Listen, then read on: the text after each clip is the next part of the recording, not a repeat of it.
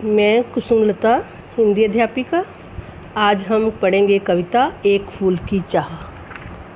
इसके कवि हैं सियाराम शरण गुप्त जी। इस कविता में कवि ने समाज में फैली हुई एक छुआछूत, ऊंच नीच की समस्या पर प्रकाश डाला है और जिसके कारण एक पिता अपनी पुत्री को उसके आखिरी समय में भी गोद में ना उठा सका और बच्ची की इच्छा पूरी ना कर सका।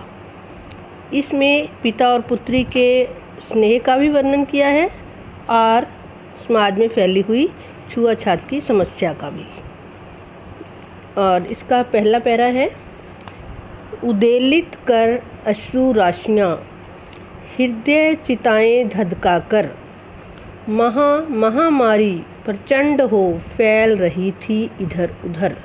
उद्वेलित का अर्थ है भाव विभोर, यानी दुख से भाव विभोर होकर।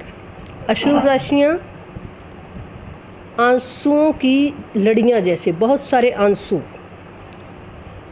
हृदय चिताएं यानी चिता के समान, धधकाकर जलाकर, कि चारों ओर महामारी फैलने के कारण चारों ओर दुख के भाव फैले हुए थे और लोग आंसू बहा रहे थे। उनके हृदय चिता के समान जल रहे थे। क्षीण कंठ मृत वित्साओं का, क्षीण मतलब बहुत कमज़ोर, गले हो चुके। उन माताओं के गले बहुत कमज़ोर हो चुके थे। मृतवत्साओं, जिन माँओं की संतानें मर चुकी थी, रो रो कर उनके गले कमज़ोर पड़ गए थे।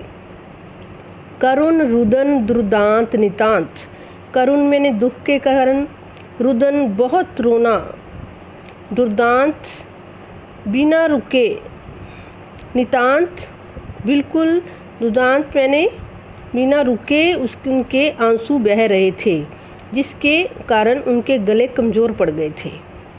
भरे हुए थे निज कुश रव में, हाहाकार अपार निशांत, उनके गले भरे हुए थे और कमज़ोर हो गए थे। चारों ओर हाहाकार का अपार और अशांत हाहाकार फैला हुआ था।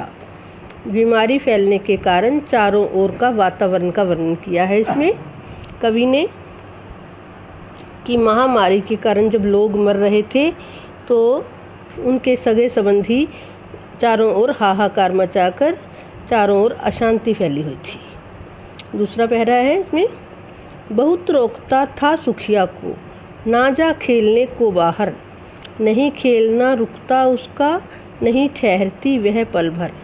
इसमें जिस बच्ची की कहानी कविता में आया है, सुखिया उसका नाम है और उसका पिता ये बातें सोच रहा है कि मैं उससे, सुखिया को बाहर जाने से बहुत रोकता था कि बाहर खेलने मत जाओ, क्योंकि उसे डर था कि कहीं बाहर जाने से उसकी बीमारी उसे महामारी ना पकड़ ले।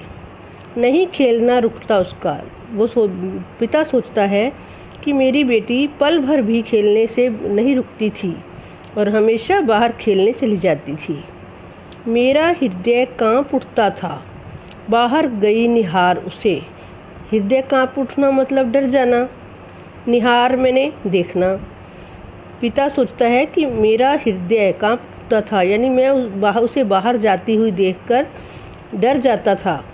यही मनाता था कि बचा लूँ किसी भांति इस बार उसे। मैं ये सोचता था कि इस बार, मन में सोचता था कि किसी न किसी तरह मैं इस महामारी के समय उसकी रक्षा कर लूँ। ये तीसरा पैरा है, भीतर जो डर रहा छिपाए, हाय वही बाहर आया। पिता सोचता है कि जो मेरे मन में डर था कि कहीं मेरी बच्ची को बीमार ना पड़ जाए, मेरी बच्ची उसको महामारी ना पकड़ ले, तो वही डर सामने आया, अर्थात वो बीमार पड़ गई। एक दिवस सुखिया के तन को ताप तपत मैंने पाया। दिवस मतलब दिन, तन मतलब शरीर, ताप तपत बुखार से पीड़ित। पिता सोचता है कि एक दिन मैंने सुखिया के शरीर को बुखार से तपता हुआ देखा, पाया। ज्वर में विह्वल हो बोली वह, क्या जानूं किस डर से डर, मुझको देवी के प्रसाद का एक फूल ही दो लाकर। ज्वर से यानी बुखार से पीड़ित होकर, व्याकुल होकर, विह्वल मतलब व्याकुल होकर, उसने जाने किस डर से कहा, क्या किस बात का डर हो सकता है उसे, कि जाने मौत के डर के कारण उसने कहा कि मुझको देवी के प्रसाद में चढ़ाया हुआ एक फूल ला कर दो। हो सकता है कि बच्ची के मन में था कि अगर उसे प्रसाद रूपी फूल मिल जाएगा तो वो बच जाएगी। क्रमशः कंठ क्षीण हो आया,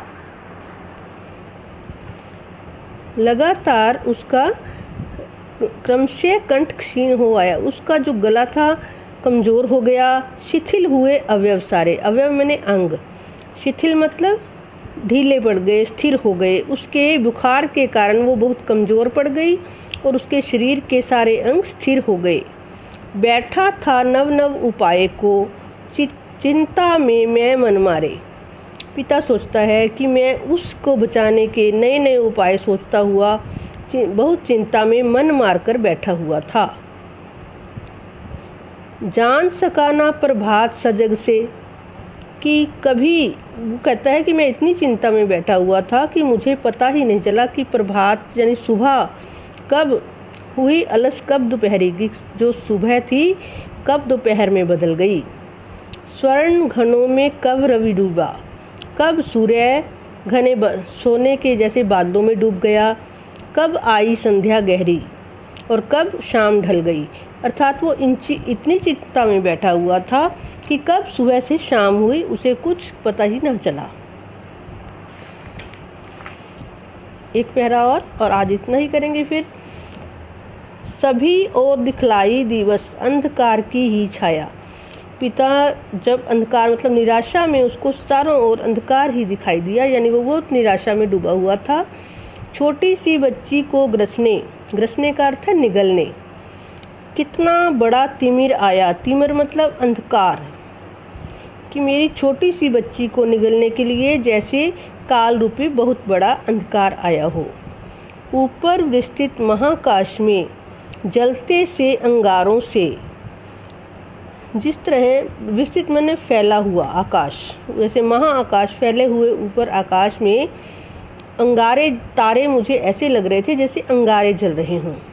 झुलसी छी जाती थी आंखें जगमग जगते तारों से, कि उसके आकाश में चमकते हुए तारे भी उसकी आंखें झुलसाने का काम कर रहे थे, जैसे उसकी आंखें झुलस रही थी अग्नि से, जैसे चिंता में बैठे बैठे उसकी अग्नि आंखें भी झुलसने लगी थी, अर्थात वह बहुत चिंतित था।